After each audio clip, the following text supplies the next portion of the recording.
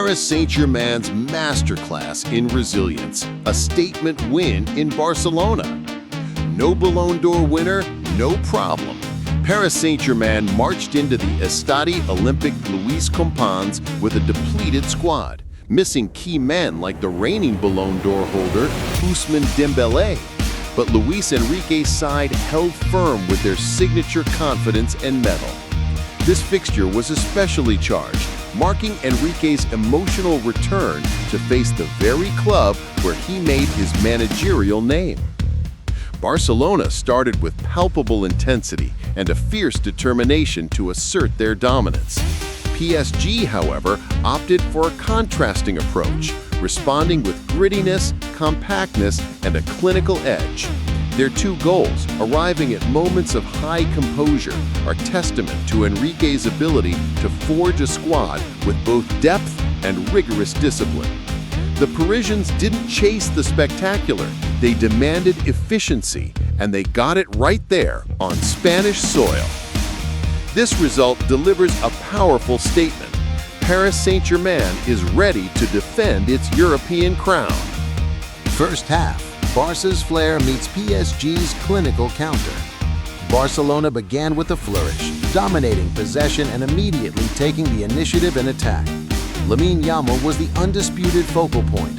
The young Spanish talent continued to demonstrate why he's heralded as one of Europe's brightest prospects, with dazzling runs past multiple PSG players and incisive deliveries to Ferran Torres, keeping Gianluigi Donnarumma's goal under constant pressure. Suddenly, the cameras panned to the VIP box, catching a glimpse of Luis Figo. The atmosphere inside the stadium immediately became electric. Years have passed since his controversial move from Barcelona to arch-rivals Real Madrid, yet the scar remains unhealed. A chorus of whistles, jeers, and anti-Figo chants erupted, a vivid reminder to the Catalan faithful that in their eyes, Figo is still the ultimate symbol of betrayal, the unforgivable turncoat. The opening goal came in the 18th minute, a moment straight out of the Barcelona playbook. A rare lapse from PSG's Vitinha saw the midfielder dispossessed. Pedri quickly won possession and threaded a ball down the lift for Marcus Rashford. The English international's quick-thinking low cross was perfectly weighted for Ferran Torres to tuck home past Donnarumma. A true tiki-taka signature, short, sharp, and devastatingly effective. But PSG wouldn't be easily deterred. Despite missing several key players, notably the late withdrawal of João Neves and the lack of cohesion in the Patro-Jabani center-back partnership, the visitors managed to stand firm. Their brightest spark was undoubtedly Nuno Mendes, who relentlessly drove forward on the left flank. After a few probing runs, Mendes made the difference in the 37th minute. He surged forward from deep, leaving defenders in his wake before delivering an immaculate cross for Xavi Simons, who coolly slotted the ball past Wojciech Szczesny for the equalizer. 1-1. The rest of the half saw chances for both sides. Barcola could have put PSG ahead but snatched at his shot, while Danilo Olmo and Pedri tested their luck without success. Most notably, Frenkie de Jong earned a yellow card for a cynical foul on Mendes and was fortunate not to see red after a VAR review. Statistically, Barca dominated possession, 57%, and had more accurate passes, 246 to 176.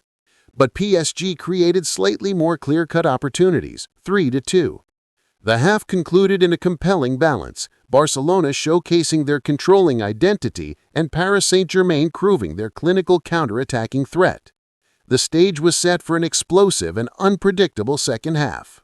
Second half, PSG's tactical shift delivers the knockout blow. Both teams re-emerged with renewed vigor, resulting in a blistering high-tempo start to the second half. However, it was PSG who increasingly dictated the tempo, gaining the upper hand thanks to astute tactical adjustments from Luis Enrique, particularly in their pressing game. The visitors began to stifle Barca's build-up play, forcing difficult passes from the back and leading to dangerous turnovers. In the 52nd minute, Bradley Barcola unleashed a fierce strike that Szczesny parried, signaling PSG's growing dominance. Moments later, Achraf Hakimi also tested the keeper, before a Barca counter saw Yamal fouled just outside the box by Nuno Mendes. Already on a yellow, Mendes was extremely lucky to escape a second booking, a detail that drew attention as the young Barca winger repeatedly gestured for the referee to issue a card. The momentum continued to swing in PSG's favor as Barca's energy visibly flagged, leading to increasing space in their defense. Eric Garcia performed several crucial cover-up and goal-saving tackles to prevent an earlier breach. Yet the hosts did manage a notable reply in the 65th minute when Dani Olmo nearly scored from inside the box, only for Jabani and Hakimi to combine for a heroic clearance off the line. The closing stages saw a flurry of substitutions from both coaches. Lewandowski and Balde entered for Barca, while PSG brought on Gonçalo Ramos for a true number 9 presence. This decision by Enrique proved to be the turning point. Moments before, Jangin, a recent substitute, raveled the post with a shot in the 83rd minute. In the 86th, Nuno Mendes connected with a powerful header, but Szczesny was there again to save. The chances were piling up. A goal felt inevitable. And then it happened. The 90th minute heartbreaker. Barcelona pushed their defensive line perilously high, leaving a massive void behind. Achraf Hakimi seized the opportunity, galloping into space before delivering a precise low cross for Gonçalo Ramos to arrive in the box and tap in the decisive goal in the 90+2 minute. The goal left Barca coach Hansi Flick visibly incensed on the touchline, as it was his cautious substitutions that had stripped Barca of creative control and possession. The final whistle blew, sealing a hard-fought 2-1 victory for Paris Saint-Germain. It was a deserved result for Luis Enrique's resilience and tactical execution, while Barca were left to rue their mistakes at home. Post-match analysis. Character versus fragility. The injury crisis that affected both teams unintentionally gave a platform to numerous young talents. Lamine Yamal once again showcased his extraordinary qualities despite the defeat. The 18-year-old couldn't hide his disappointment at the final whistle, even tearing off his customary armband in a moment of pure frustration before Marc-André ter Stegen rushed over to console him. Overall, PSG were clearly the more effective and composed side. Luis Enrique's game-changing substitutions allowed the French champions to play with greater confidence in the second half. Both PSG goals came from moments of ice-cold composure.